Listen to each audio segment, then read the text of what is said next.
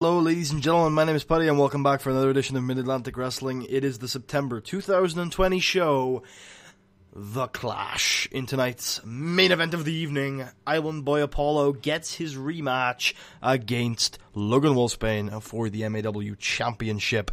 It is a big night tonight, but before we get started, I wanted to talk to you guys about something that won't be on the show tonight that is in most years. I have decided that in 2020 we will not be doing the Hot Prospects Tournament. This is not going to be a permanent change. In fact, next year I plan to do one. I just feel like doing it every year undermines getting the absolute best prospects. So we're going to wait 2 years and get the absolute best prospects. Guys like James Diaz, guys like Robin DeLay, who can just stick around after they've been hot prospects and really make an impact on this business. So we're going to be doing the Hot Prospects Tournament, not every year, but when I feel like there's enough hot prospects to do it. With that said, ladies and gentlemen, let's get started with the 2020 edition of The Clash. So out comes Dewey Archer, who says, I'm sick and tired of this. I have been the greatest technical wrestler on the planet for years, and last month I proved it. I destroyed 5 other guys, and just because I was distracted for a second, I don't get my title shot? This is bullshit. I demand a rematch. El Mitico Jr.'s music hits, and he hits the ring and says, Dewey Archer, I respect you, you're a warrior. You've got passion, and you are a great technical wrestler, but if anyone deserves a rematch, it's me. You got pinned, and as much as the circumstances are a little bit iffy, you still got pinned. I deserve a rematch. And American Elemental comes out and says, you know what, both you guys... Actually, no, American Elemental doesn't say anything, because he's often quite quiet. But American Elemental comes out, he looks at both guys, and he nods, and he puts his hand out to shake both guys' hands, and they accept, and Bossman Brayfield comes out and says, alright guys, it all seems like you want to work things out. So in tonight's secondary main event, we are going to have a triple threat. It's going to be the Architect, Dewey Archer, the Living Legacy, El Mitico Jr., an American Elemental, and the winner will face the MAW champion at where it all begins again. Good start to the show as we book in our triple threat for later tonight, and we head to the interview area where Sweet Tabitha is there with Vinnie Cruz, and she asks, has he seen Scythe since he lost the Mid-Atlantic Championship? And can he give us any idea about his whereabouts? And Vinnie Cruz looks pale. He looks shaken. He looks worried and terrified, and he says, I warned you. I warned you not to mess with the beast. But now, there is no turning back. Now he will scorch worlds. And you will deal with the consequences. And Vinnie Cruz runs off with his chilling message. What the hell is going on with Scythe? We open up the show as the Ring Generals defeat. Sorry, I'm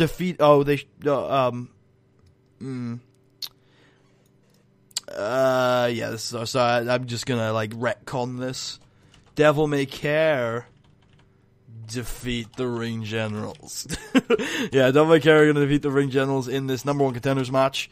Yeah, they defeat the Ring Generals in a kind of redo of their feud from last year. Devil May Care become the number 1 contenders to the Mid-Atlantic Tag Team Championships. And yep, they're heading into where it all begins again. This is sorry, I got really thrown off by that. That's my mistake. I should have corrected that. But the Ring Generals are defeated, and yeah, they try and isolate Stuntman. I mean, we've seen this match a lot of times. I don't want to repeat myself, but it's still worth describing the excellent tag team wrestling of the Ring Generals. They've been around a very long time, but in the end, Stuntman, he's got that Devil May Care attitude. He's got that energy and that adrenaline to really push on, and no matter what, he springboards out of the Ring General's corner. He gets to his tag team partner, and Acid, that fast-paced, high-flying, energetic action that we're used to from Devil May Care, as the two guys put together an excellent high-flying performance to pick up the victory over the Ring Generals. And we get a video package, so this is only for the DVD. Backstage, Kamikaze walks into Bossman Brayfield's office and says, It was a little bit of a process we went through a couple of years ago, if you remember, boss man, where I earned a contract on this roster. You know, it come to my attention that I'm without a contract right now, and I was hoping maybe, just maybe, you're still the land of opportunity. For sure walks in and says, it's funny you want to talk about contracts, because mine expires in December. And you know that, don't you, boss man? And you know that I've been hunting, and I've been crawling for that title shot, bro. You know, I'm living paycheck to paycheck, and I'm barely keeping my head above water, and I need that one last opportunity. I need it, boss man. I need it before I go, because I know for a fact I can see it in your eyes. There's no space for me. There's no room for me. I gotta prove myself. And I look to my left, and I look to my right in that locker room, and I know that maybe I'm not the guy who needs his contract renewed. Maybe there are hungrier, younger guys in there. But I need to be able to prove to you, boss man, that I still got that hunt. I still got that fire, bro. Because you know what? I need that title. I need it. You know, I'm backed into a corner. I need that opportunity. And boss man just stops him and says, Fro, calm down. I'm going to give you an opportunity. Tonight, Kamikaze versus Fro Shore. Kama, if you win, you get a contract. Fro, if you win, you get a number one contenders match next month at where it all begins again. And we have Squeaky McLean taking on Huracan in a squash match, picking up the victory with a 6 minutes with a stain removal. Good stuff from Squeaky McLean, continuing his momentum through the Mid-Atlantic roster. And Ernest Youngman gets on the microphone in the area and says, oh boy, you know, I heard something last month. I got to watch the tape. Because I watch this show every single time I'm not on it. I watch this show. You know why I watch this show? It's because I love this show. But you know what? I heard something. I heard a group of thugs say that I'm a star. And I appreciate the compliment. But they use it in a negative way. They use it in a derogatory way. They think that I'm just in this for the fame and the glory. They think that I'm just in this to be recognized. And you know what? I do think you should recognize. Because Ernest Youngman doesn't do this for the fame. He doesn't do this for the glory. Ernest Youngman does this so that he can put on his sunglasses, so he can walk out there with the biggest prize in sports entertainment and say that he is the wrestling machine.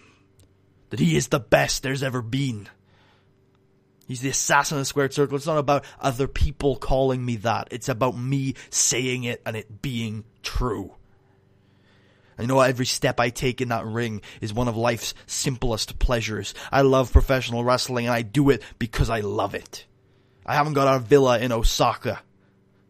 I haven't got piles of money. I was heavyweight champion on 3 separate occasions, and you know what? I still live paycheck to paycheck.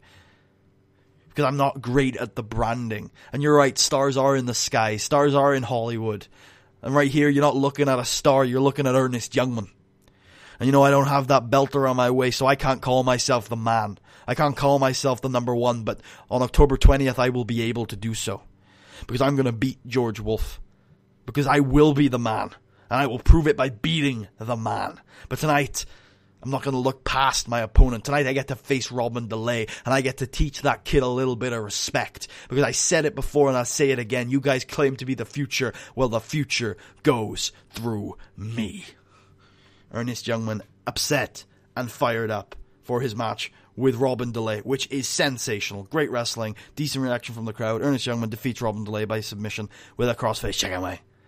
Good stuff from these two. They have great chemistry.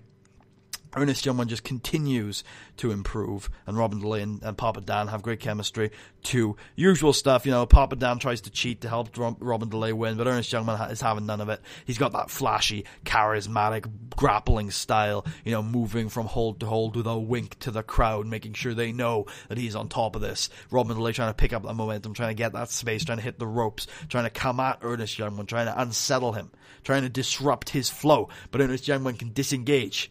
He can disengage any situation you throw at him, and he just excels at controlling the engagement. That's exactly what Ernest does.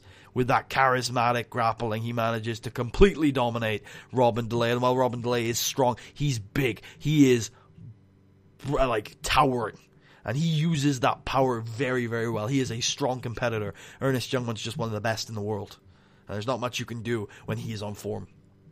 And tonight he is in form, and he locks in the deadliest submission maneuver in the territories today and picks up the victory. And in this match, Froshore does indeed defeat Kamikaze with a sure thing. Kamikaze tries to bring that devil-may-care attitude, tries to put his body on the line, trying to earn that contract like he did 2 or 3 years ago. Just using his body as a weapon, going to ringside, picking up his patented monitor and smashing it across Froshore's face. But Froshore, he does need this. You know, he's living paycheck to paycheck. He's got to put a roof over his wife and kids' heads, and he thinks that they deserve so much better. And you know what? So far, he has come up short on every occasion, but this is his last chance with his contract right out in December, and him knowing that there are better and hungrier people on the roster. This is his last chance to prove his worth, and you know what? He will not go down. He will not go quietly into that sweet night. He will claw, and he will scratch, and he will fight, and that's exactly what he does. Fist after fist, elbow after elbow, forearm after forearm, kick after kick, suplex after suplex. Froshore will not give up. He will not quieten down. He will fight until he can fight no longer, or he wins. And he does tonight. Hashtag lol for a wins with a sure thing. Oh jeez. As we move on, ladies and gentlemen, to the final chance for Dewey Archer and El Mitico Jr. to book themselves in to the Where It All Begins Again Mid-Atlantic main event against either Logan Wolfsbane or Ellen by Apollo. Will it be Dewey Archer? Will it be El Mitico Jr.? Or will it be American Elemental, who's already had to fight 2 matches for that number 1 contendership? He's got to fight a third. He is good. He's very good. But this is going to be one of the tightly contested triple threats in MAW history. And indeed, in a 62C, American Elemental does indeed defeat El Mitico Jr. and Dewey Archer when American Elemental defeats El Mitico Jr. by pinfall with an American Earth Breaker. They tried to start really slow. They tried to feel each other out. They tried to do the traditional triple threat, looking at each other, where the alliance is going to do. But honestly, they just wasted so much time. It wasn't, it didn't really land with the crowd. They took about 5 minutes feeling each other out. And it was like, come on, just get into the match. But then eventually it goes into the spot fest that it really should have been from the start. El Mitico Jr. with those flashy high-flying maneuvers. American Elemental with the mix of high-flying and technical wrestling, where Dewey Archer has that charismatic MAW style grappling. Fantastic stuff from all the guys as they get in all their spots. We get the charismatic hold-for-hold stuff between Dewey Archer and American Elemental. We get the big lucha libre from El Mitico Jr., the traditional lucha base. And American Elemental, who is the maniac, the nutter, the guy who can hit off those big top rope maneuvers. A big senton, a big moonsault, flying cross body. Maybe a moonsault to the outside, some sort of ridiculous 450. Ridiculous stuff from these guys. And of course, in the end, American Elemental does pick up the victory with that American Earthbreaker, and he will face the winner of our main event next month at Where It All Begins Again. And it is announced after this match that because Dewey Archer was not pinned, he will face Froshore in the number 1 contenders match next month, October 20th, Where It All Begins Again. But who, ladies and gentlemen, on that night will defend their Mid-Atlantic Championship? Is it going to be Logan Wolfsbane? He is young. He is hungry, and he's beaten Island Boy Apollo twice already this year. He beat him at the Ripcord Invitational. He beat him at the what show was it? I think it was Fan Festival for the Mid-Atlantic Championship. And he said of Island Boy Apollo after or I think it was before Fan Fest, that he is there for the battle and gone for the party. He's there to overcome obstacles and to prove everybody wrong. But when it's time to consolidate, when it's time for some Gleichschaltung, when it's time to build an empire, he's gone. Because the obstacles are gone and he's the favorite and he hates that. And he just can't stick at it. Well, tonight, if that theory is true, Island Boy Apollo is more dangerous than he's ever been. Because now all the odds are stacked up against him and he's fighting a foe he knows has his number. Backed into a corner, can Island Boy Apollo get out and defeat his new nemesis. Ooh, that's not good. No. In about that superb wrestling and good heat, Logan Wolfsbane defeats Island by Apollo in 11 minutes and 65 seconds. 56 seconds by submission with the Boston Crab after interference from Scythe. I'm going to actually just do... I'm going to retcon this a bit. Logan Wolfsbane makes defense number 1 of his Mid-Atlantic Championship. So we have the usual back and forth brawling. You know, Island by Apollo, he's not coming out. We get some kind of Memphis style brawling, but it's not hatred filled. We've had this before. It's not hatred filled. It's just this understanding that Island by Apollo and Logan Wolfsbane both know they are in there with their toughest ever opponent. They start things off knowing that if they don't come out of the blocks flying, if they don't come out of the blocks with all guns blazing, they are going to be left behind. And so they throw the punches with everything they've got. They fight and they claw for an advantage. And in the end, Island by Apollo gets that advantage. He starts to work up. He starts to feed off the energy of the Charlotte Garden. He brings it all in. He hits that military press. He hits a flying crossbody from the top rope. Big elbow from the top rope. Big boot from Island by Apollo, keeping Logan Wolfsbane down. He's got it fired up, and maybe, just maybe, he is going to win back the Mid-Atlantic Championship as he picks up his adversary for the Island Driver, and the lights go out. And from the stage there is a single very small red light that grows bigger and bigger and bigger, and then it goes out. And a red spotlight appears in the ring. And then all the lights come back up, and in the middle of the ring, through a puff of for a large cloud of red, crimson, scarlet smoke, is a man with a mask. He rips Island by Apollo up by the neck, lifts him in the air, chokeslam. Gone. Now the referee is outside the ring, just like, what the fuck is going on? But all he sees is that Logan Wolfsbane, confused but excited, crawls on top of Island by Apollo. 1, 2, 3. Island by Apollo is defeated. Scythe is back. And Logan Wolfsbane is still the Mid-Atlantic Wrestling Champion. Can he defeat American Elemental next month at Where It All Begins Again, where we will also have Dewey Archer and Fro Shore for the number 1 contendership? We will also have Ernest Youngman versus George Wolf for the World Heavyweight Championship. And it is very likely that we will have Island by Apollo versus Scythe. Hope you guys enjoyed. If you did, please leave a thumbs up, check out the rest of the series, and subscribe if you haven't already. If you're feeling especially generous and really like the episode, go ahead and check out the link to my Patreon. Link's in the description. If you want to hear me ramble on Twitter, link to that is also in the description. I had a lot of fun today. I really hope you guys did too. There were a couple. I'm starting like 2019, 2020 was one of those years where there were a few moving parts that weren't quite clicking for a while, and there still are too. They're still not clicking, but the parts that are really clicking, I love so much. And I really like that there are parts of the series that I just enjoy to book. And when I see some people pop up and I'm like, ooh, I get to do them as a promo now, I'm either like, oh, I love this, or it's like, ooh, a new challenge. And it's starting to come together.